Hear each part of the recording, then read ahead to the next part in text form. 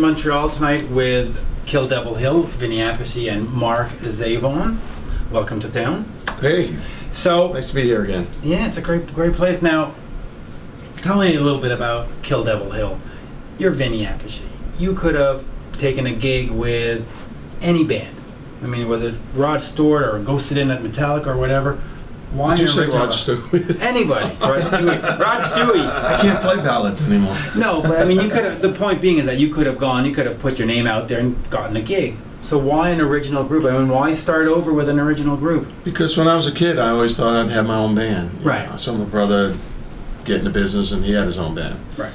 And I thought, wow, that's what you do. You put your own band together. And as a kid, it just meant being in the band. It didn't mean what it meant to have a band or work for somebody. You didn't realize that. So my career was always working with people that were established. Right.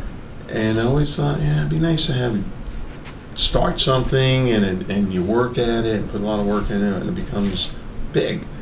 And that was my dream the whole time. So it just seemed like the right point in time after the Heaven and Hell tour to put this together. So I chose to go the hard way. Right. Now, this is a band, it's not just a one-off. I mean, you're not doing just one CD, one tour, and then you're moving on to something else. No. This is something how'd you meet Mark? He used to follow me around all the time. Actually, I heard about Mark through some people. Okay. Because when I started putting this together, I had some drum tracks recorded already. I had shoulder surgery, I couldn't play. Right. So I thought, what do I do with these drum tracks? So I had Jimmy Bain come down and play bass on them, and we worked on a couple of songs. Just put different bass changes on it, knowing that it sounds really good. And I said, it's great to find a cool guitar player, heavy and just modern. And Mark's name came up through a bunch of people. I saw him on the internet, and then I got his number, I called him, and he lived like 3 blocks from me or something. So he came down, started working, and it was a great opportunity to see how Mark works with what we had. And I didn't direct him or anything. I let him do his thing. And he did great stuff, and it was heavy as hell. It's a great sound. Yeah. And it gelled, and we had fun together. So I went, cool. And then it really took shape, So it started just with, let me see, my first thought was it'd be great if we can get something together and put an album out. Never even thinking we'd get this far. Right. So he came down, then he knew Dewey Bragg, played me some stuff. I said, that's the guy right there. He got Dewey down, and then it gelled. Then eventually, we lost Jimmy, tried other bass players, but we needed something special, And then I heard through the grapevine that Rex was available. I was looking for something, so I called him. So we go back for a while. And he loved the stuff. And as soon as he played bass on it, man, it came alive. Let me ask you, Mark. You played with Piercy, you played with other bands. Here's a chance for you to make your own music, your own style. How was that for you? It was a dream come true for me as well. Playing the Rat stuff was really fun for me. I've been a fan of that band since I was in high school. And you did it great. Thank you very much. That's a great compliment, because I think that stuff is great music. But it's not as fulfilling as when you get to write your own stuff and kind of see it grow the way Vinny was describing, from the ground up. And so, yeah, that was a great accomplishment, and I'm really proud of what we did on that record. Now, here's a guy who was in Black Sabbath, in Dio, other guys in Pantera. Was it intimidating at all for you? Do you walk in and go, fuck yeah? Well, intimidated the shit out of him. It is. It totally is. But at the same time, when we get in a room and start jamming together, we're just 4 guys making music. Right. And it feels natural as it could be. It's awesome. Were you a fan of Sabbath? Oh, yeah, absolutely. When they came down to my room, Dewey and Mark, had all the gold records up of all those albums. And they're pretty classic albums, But after fucking hour, we were like, shooting the breeze. Come on, man, let's have some fun and play. There was no difference, Now, as the tour cycle comes to an end here, because I think about another 2 weeks or 3 weeks to go, what's next? Are we planning tours into 2013, or are we going into studio, more music, more albums? No, we're going to keep touring. Okay. We're taking a little break because I had something booked previously with my brother in October, and then we'll get back on the road in November and tour in November. Then we got some Alice Cooper shows. We're opening for Alice Cooper, which is great. Thank you, Alice. Yeah. And then we'll continue. Play as much as we can. New Year, play as much as we can. We got to go out and build this thing, show people that people need to see that it's a real band. It's badass. It really is. Is it hard for you to build it? I mean, here you go, Heaven and Hell is at the Bell Center in Montreal, which is like 18,000 people. Then you're coming into the clubs, which obviously is not 18,000 people. Is it disheartening, or do you go, okay, no, let's... No, because if I didn't play at the Bell Center, maybe there'd be 17,000 people there. You know what I mean? That's the way I look at it. If they got Joe Schmo and it was billed as Heaven and Hell, maybe a couple people would go, there'd be a bunch of people disappointed, but, there'd probably still be a good amount of people. But is it hard for you to get from the arenas back into the clubs? Not at all. No? No, it's a great band. I love playing this band. It just kills. And all the bullshit we go through all the day, this is a nice hotel. A lot of them aren't. We sit in the Sprinter van, driving for hours. Pays off when we're on the stage. Exactly. Like last night, we played in Ottawa, and the crowd was fantastic. They went nuts. It was insane. It was the loudest crowd we've ever played to. And I've been to Ottawa a million times. I got family in Ottawa. Right.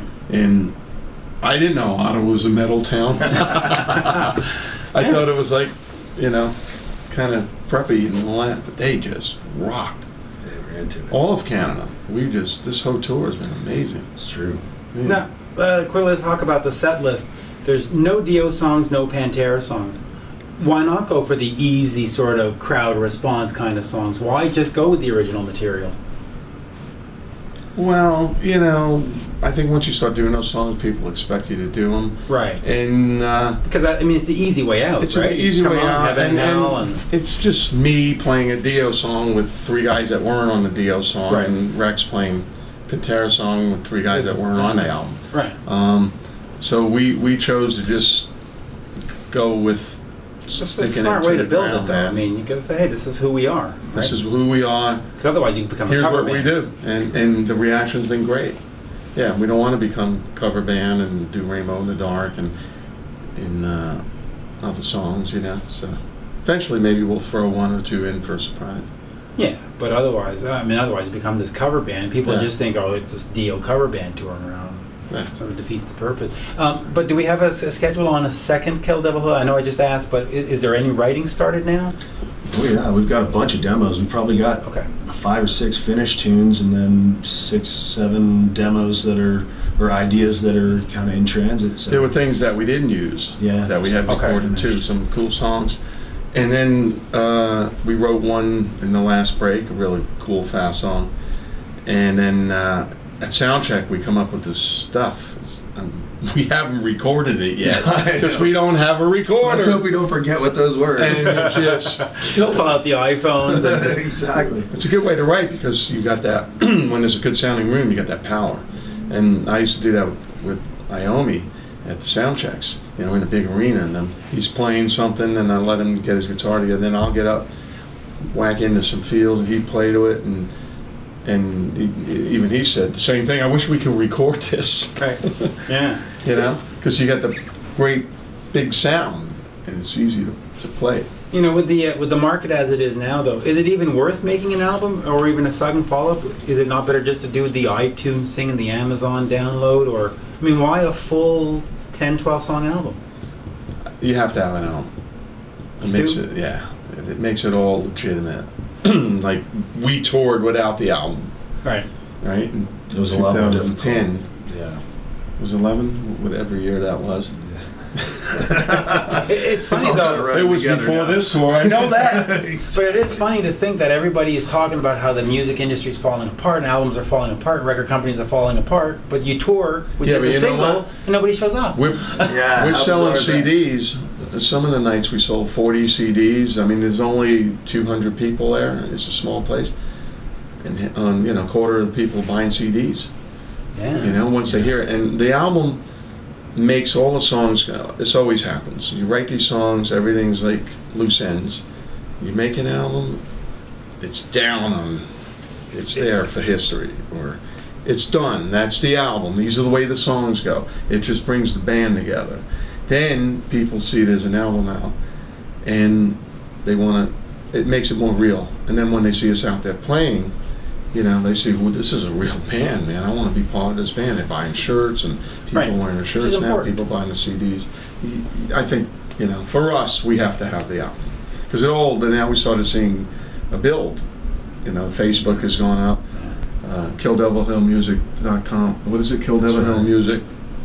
Facebook, and there's more people at the shows, so it's helping us. Now I know we have to run up to the venue, but just before we go, any outside projects, or is it Kill Devil Hill till the end? I mean, are you going to go join Steven on a solo tour? Are you going to go join somebody else, or this is the focus and this is it for the next? No, this is the focus for me. I got this drum wars thing going on with Carmine that I like doing. Right, but that's like maybe half a dozen shows here and there. Yeah, shows here and there, and then we do it. But you're not running off with Peter Frampton. This is there's nothing better than this. Right. This band kicks and ass. same thing for you. Oh yeah, absolutely. I can't wait to keep going with this band as much as we possibly can. But if somebody wants to do something, we're off, and Mark wants to go play on somebody's album or do something. You know, everybody's cool. You know, but we want to make sure everybody knows this is a real band. There's going to be a second, third album coming, fourth album, however we can do it. Okay. Yeah. Perfect. Like I said earlier, man, it's a dream come true. You know, I can imagine. Forget it. I mean, you wake up and you got, you know, and for me too. You've got Rex and you've got Dewey. I'm having a ball thinking, wow, because I keep picturing myself at the desk in my little studio, my arm in a sling, going, man, it'd be nice to record some of this stuff and to get here and seeing the reaction as the when your arm was in a sling, were you worried about being able to play? Yeah. Yeah? Yeah, the tendon came off. And was there any, did the doctor say to you, you're done? My doctor's a Dio fan, so I went in and he started giving me the pills and all this stuff. I said, dude, this is not working. I need an MRI. So he sent me for an MRI and it was out. So, and we were in a tour again with Heaven and Hell, so I said, that's why I told him I need to do this right away. So he got me in right away and they repaired it. And it's been unbelievable. And then the next year, my brother did the same thing in his arm. Just when he was playing, he heard it snap. So that's why we lowered our cymbals. I had our drums up here. I don't have them anymore. If I do that again, I'll get longer sticks. Let's get over to the venue. Thank you very much for your time. Hey, thanks, Mitch. Pleasure. It's a pleasure, man. Always Thanks, pleasure. Mitch. Thank you.